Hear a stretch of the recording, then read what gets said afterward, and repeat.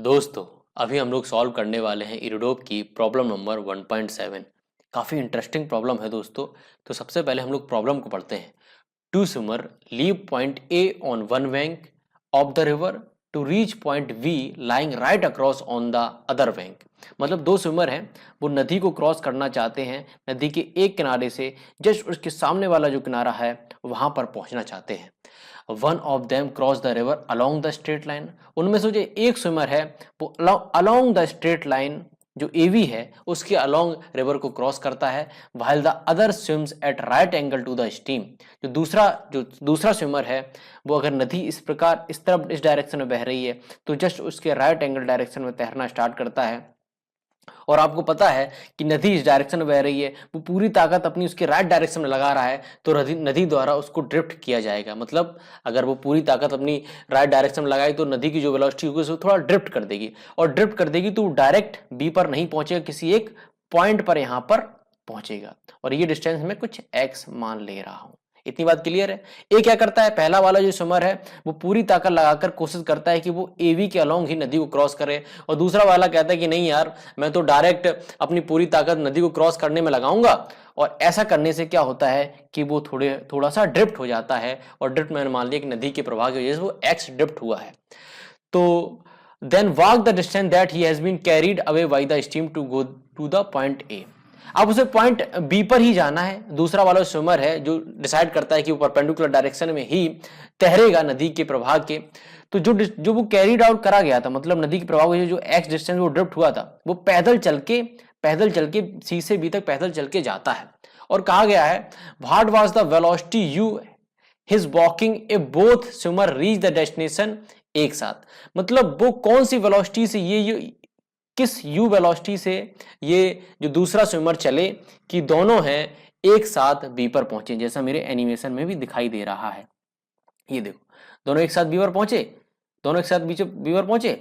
पहले ने कैसे डिसाइड करा, पहले ने कहा कि मैं कुछ भी करूंगा एवी के अलोंग ही मेरी वेलोसिटी, हमेशा नेट वेलोसिटी है, ग्राउंड से देखने पर हमारी जो वेलोसिटी दिखेगी हमेशा एवी के अलोंग ही दिखेगी। और दूसरा कह रहा कि मैं पूरी ताकत अपनी नदी को क्रॉस करने में लगाऊंगा। इस चक्कर में बेचारा थोड़ा ड्रिफ्ट हो गया और फिर उसे पैदल चल के आना पड़ा। और हमसे यही पूछा गया है कि अगर दोनों ए से बी पर सेम समय में पहुंचना चाहते हैं तो वो यू है उसकी कितनी होनी चाहिए, कि पैदल वो चल रहा है, वो किस वेलोसिटी से अगर पैदल चले तो दोनों समान टाइम पर पहुंचे।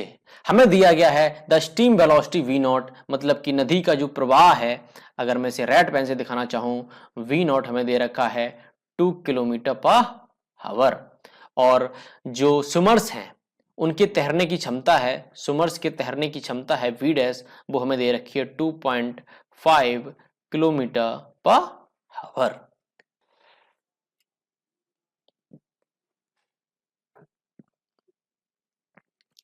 अब सबसे पहले हम लोग पहले स्विमर को देखते हैं। यहां पर अगर मैं छोटा सा डायग्राम बना लूं कि नदी है, अगर पहला स्विमर ये चाहता है कि वो एवी के अलोंग ही स्विम करे तो उसे अपना एक वेक्टर जो है, अपना जो ओरिएंटेशन है ऐसा कुछ रखना पड़ेगा, तभी तो वो एवी के अलोंग रिवर को क्रॉस कर पाएगा, क्योंकि रिवर फ्लो भी है, इसको भी डील करने के लिए उसको एक कंपोनेंट देना पड़ेगा वेलोसिटी का। तो मैं मान कर चलता हूं कि वो यहां से थीटा एंगल पर अपना एक कंपोनेंट देता है जो है v1 cos थीटा, और यहां पर एक कंपोनेंट है v डैश साइन थीटा।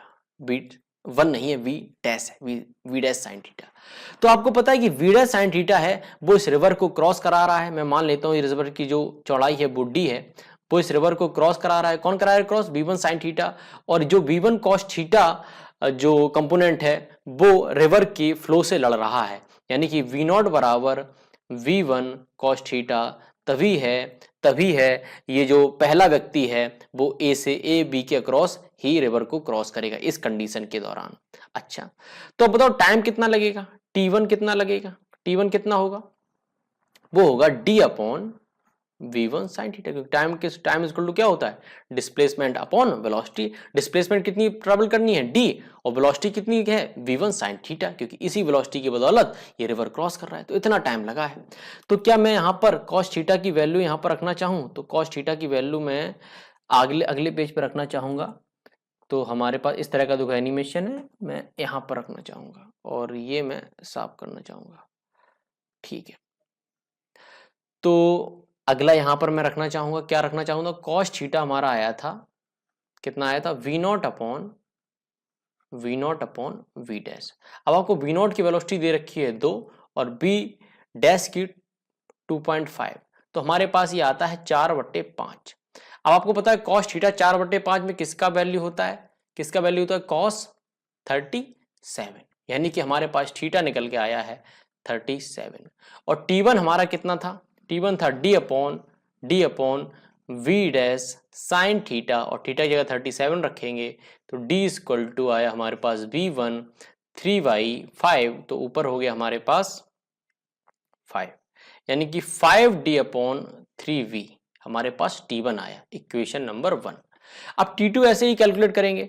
अब आपको पता है एक दूसरा जिद्दी आदमी वो कह रहा है कि मैं तो भाई A से B पर मुझे भी पहुंचना है, लेकिन सबसे पहले मैं पूरा एफर्ट मारूंगा रिवर को क्रॉस करने में, बी डैश। तो उस चक्कर में बेचारा ड्रिफ्ट करते करते नदी के प्रवाह की वजह, क्योंकि नदी भी बह रही है, तो उसके चक्कर में ये यहाँ पर सी पर पहुंच जाता है। फिर जो एक्स डिस्टेंस है उसे यू से ये ट्रैवल करता है, ठीक है, ये उसका ये लॉजिक है। तो हमें पूरा टोटल टाइम निकालना है ए से बी पर पहुंचने में, तो इसको हमें थोड़ा बारीकी से करना पड़ेगा, क्योंकि सबसे पहले ये आदमी ए से सी पे गया, फिर सी से बी पे गया। तो पहले जब ए से सी गया है उसको टाइम को मैं मान लेता हूँ T1, स्मॉल T1, और यहां से सी से बी पे गया है वो मैं मान लेता हूँ T2। तो हमारा जो T2 होगा वो होगा T1 प्लस T2, ठीक है, मतलब कि दूसरे आदमी को जो रिवर क्रॉस करने में जो टाइम लगा मैंने ऐसे ब्रेक कर दिया। अब T1 कितना होगा, आपको पता है ये पूरी ताकत लगा रहा है V1 से नदी को क्रॉस करने में, और नदी की जो चौड़ाई है वो D है, तो T1 की वैल्यू कितनी होगी D अपॉन V1, सिंपल है। अच्छा T2 की वैल्यू कितनी होगी, T2 की वैल्यू कितनी होगी, T2 की वैल्यू होगी x डिस्टेंस चलनी है और वेलोसिटी है u। अब हमें x फाइंड करना है। अच्छा यार x है क्या, x वो वेलोसिटी, x वो डिस्टेंस है जो रिवर फ्लो की वजह से आई है, रिवर फ्लो की वजह से जो आदमी ड्रिफ्ट करा है उसी की वजह से तो जो x जो शिफ्टिंग आई है। तो v नॉट x क्या होगा, v नॉट इंटू T1। कैसे होगा भाई T1 कैसे होगा, क्योंकि A से C तक पहुंचने में जो आदमी को टाइम लगा वही तो उसे B से C पर पहुंचने में टाइम लगा।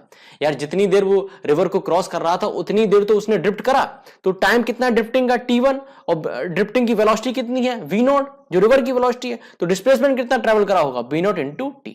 तो x की वैल्यू यहां रख देंगे, तो V not T1 upon U। अब यहां पर T1 और T2 की वैल्यू रख देंगे, हमें केवल T2 की वैल्यू रखने की जरूरत है, तो हमारे पास आएगा T1 plus V not T1 upon U। तो यहां से हम लोग T1 कॉमन ले लेंगे, T1 कॉमन लिया तो हमारे पास आया 1 plus V not upon U, और T1 की भी वैल्यू अगर हम लोग रख दें, T1 की वैल्यू रख दें वो कितनी है, वो है D upon V1, D upon V1, और ये हो गया 1 plus V not upon U, ठीक है। अब हमें क्या करना पड़ेगा, हमारे पास T1 भी आ गया, T1 भी आ गया और T2 भी आ गया, दोनों को बराबर करना है, हमारे पास आंसर आ जाएगा। तो मैं ऊपर का थोड़ा साफ कर देता हूं और इसी पेज पर आपको बता देता हूं, क्योंकि अगला पेज ऑक्यूपाइड है और ऑक्यूपाइड पेज पर काम नहीं होता है, दूसरे सवाल की जगह है वो। चलो इतनी जगह कर ली, अब यहां पर बता T1 T2 बराबर करना है, तो T1 की वैल्यू कितनी है, T1 की वैल्यू है हमारे पास 5D 3V। अब ये है B डैश अपने पास, ठीक है, क्योंकि यहाँ पर B डैश है, और यहाँ पर हम बराबर लिखेंगे D upon V dash 1 plus V not upon U। अब ये इससे कैंसिल आउट हो गया, तो 5/3 is equal to 1 plus V naught की वैल्यू हमारे पास है 2 अपॉन U। इसे सॉल्व करना क्या कठिन है, थोड़ा तो कठिन है आप लोगों के लिए। तो हमारे पास आएगा 2/3, अगर एक को उस तरफ भेजेंगे इज इक्वल टू 2/U, 2 से 2 कट गया, U की वैल्यू हमारे पास आई 3 किलोमीटर पर हावर। अगर वो 3 किलोमीटर पर हावर से भागेगा तो भाई साहब टाइम है T1 और T2 बराबर होंगे, जो सवाल में कहा गया है कि बराबर उस पर पहुंचे, जैसा कि एनिमेशन में दिखाई दिया है, ये हो जाएगा, ये घटना है वो सत्य हो जाएगी। Got it. तो इस तरह से सवाल को हम लोग सॉल्व करेंगे, ठीक है। ओके जी, बाय बाय जी।